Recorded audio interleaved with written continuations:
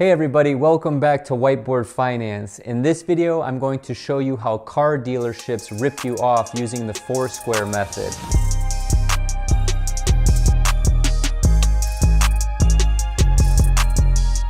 So I graduated in December of 2010 with a finance degree when there was still blood in the streets and unemployment was at an all-time high.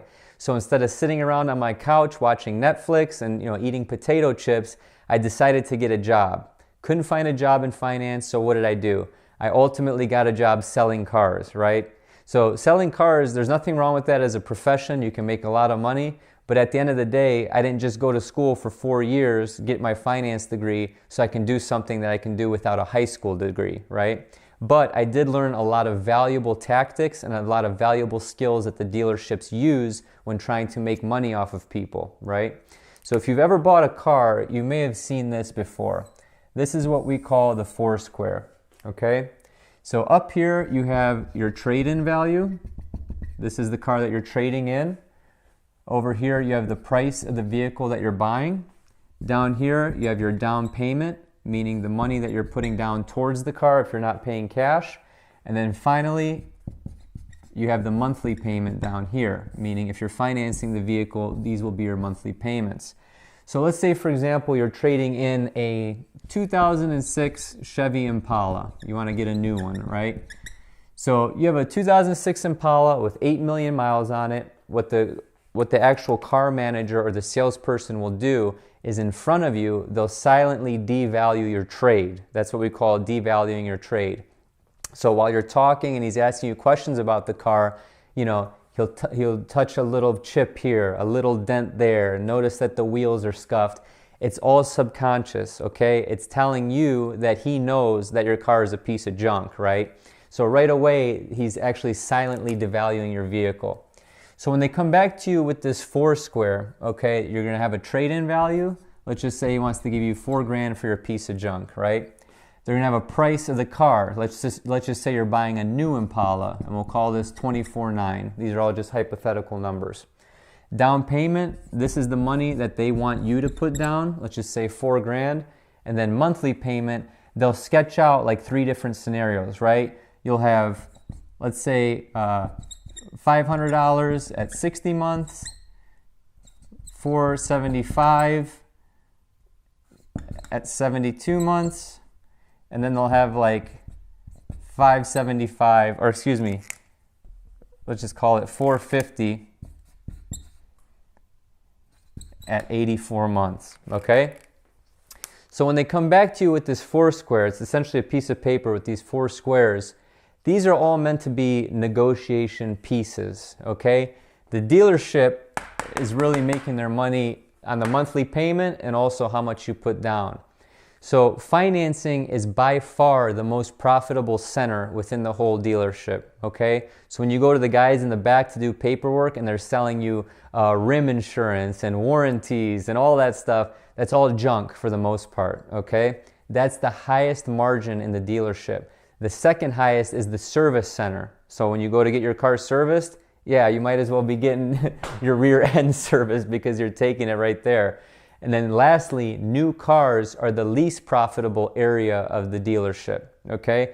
Think about it logically. If you're a Chevy dealership and you get brand new Chevys, what do you think a brand new Chevy is gonna cost? It's gonna cost the same in Ohio as it does in Florida, as it does in California, as it does in Alaska. It's a brand new car with an MSRP, okay? These dealerships are getting them for relatively the same price. They can only mark up new cars so much. The new car sale is the least profitable center for the dealership. Remember that.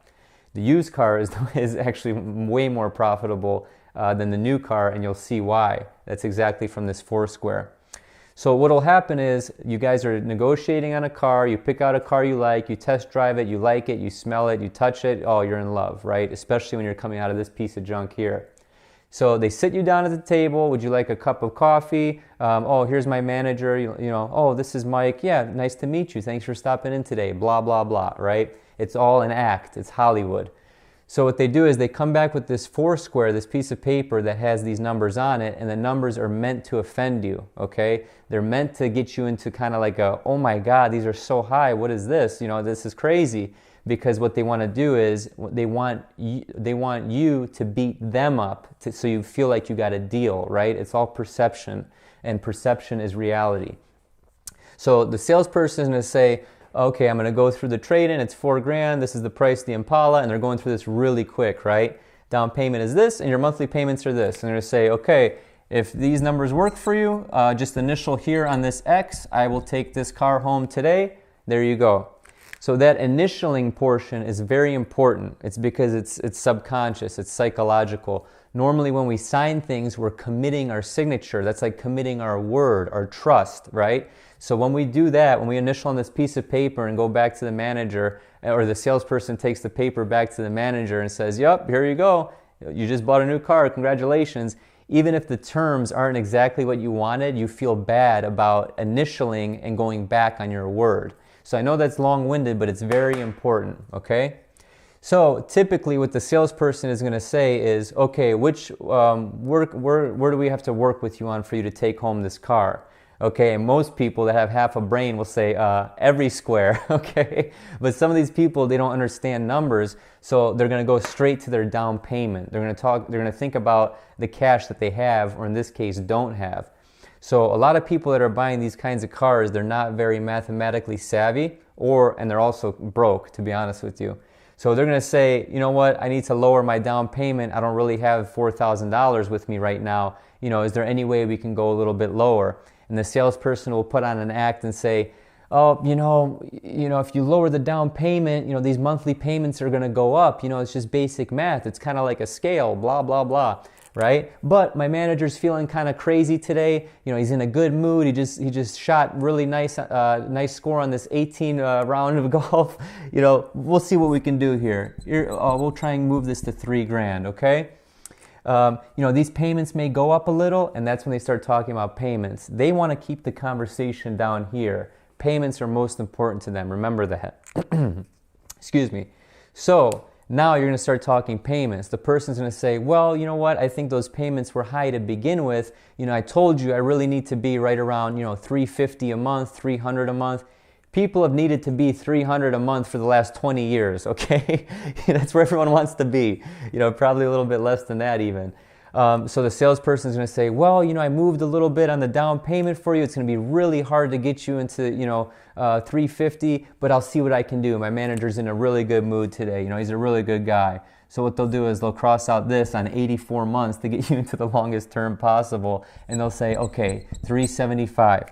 All right, what I'll do is I'm going to take this back to my manager. If I can get you at $3,000 down payment and at $375, will you initial here and take the car home today? And what are you going to do? You'll say, well, we'll see. I don't know. I don't want to commit to anything. Or unless you're a pushover and they're clubbing you like a baby seal, okay, you're going to sign that because you're an idiot, okay? So most people won't sign that, but they'll say, hey, go take it to your manager. Let's see what we can do. The salespeople never want to talk on this, right? And even if they do get to that point, this is all a game. They know how much they have or how much they can sell your trade-in for, and they'll wiggle on this, but they won't wiggle on the price. And if they do wiggle on the price, they won't budge on the trade, right? The trade comes in exponentially lower than what it's really worth. It's all about those margins, you guys. So when the salesperson comes back and says, you know what, Jim? He'll come back with a big smile on his face. Hey, you know what, Marco? I was able to get you down to $3,000 and we can get you into those payments. I wasn't able to do $375, but I can do $389. Is that okay for you? And you're going to say, well, it's still a little bit high, but you know what? It's close enough. Thanks a lot. And you're gonna sign right here or initial. What he just did was he bumped this payment up roughly $14, $15. Over the course of this term, that just made the dealership over $1,500 easily in interest, okay? They all have relationships with local banks. How do you think auto financing works, you guys? GM, Lexus Credit, Toyota Credit, Ally, that's where they make their money. It's in the financing. They don't make money selling cars, okay? That's the smallest portion of profit for these dealerships and also for the manufacturers. So next time, understanding this Foursquare, next time you go to buy a car, go in with your own financing already in place. Talk to a local credit union, show them the car that you want to buy or that you're interested in, get pre-approved or even get a certified check or a loan for that amount, right? That way your interest is fixed and it's lower than what it would be at the dealership.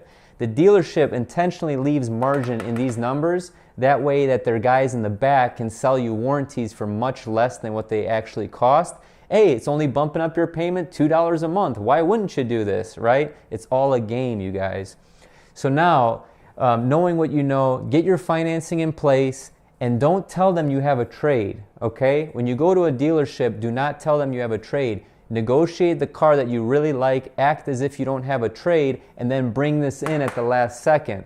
They'll give you a ridiculously low number, but at the end of the day, it's worth doing because you're negotiating on price. You're not negotiating on the price of your trade-in. Does that make sense? So I hope this video was valuable to you. I know it's a little bit longer, but if you watch through the whole entire thing, please give the video a like, share this video with a friend who's about to go get ripped off or buy a car from a dealership, and just let them know about Whiteboard Finance, you guys. I put in a lot of effort into these videos. Thank you so much and have a prosperous day.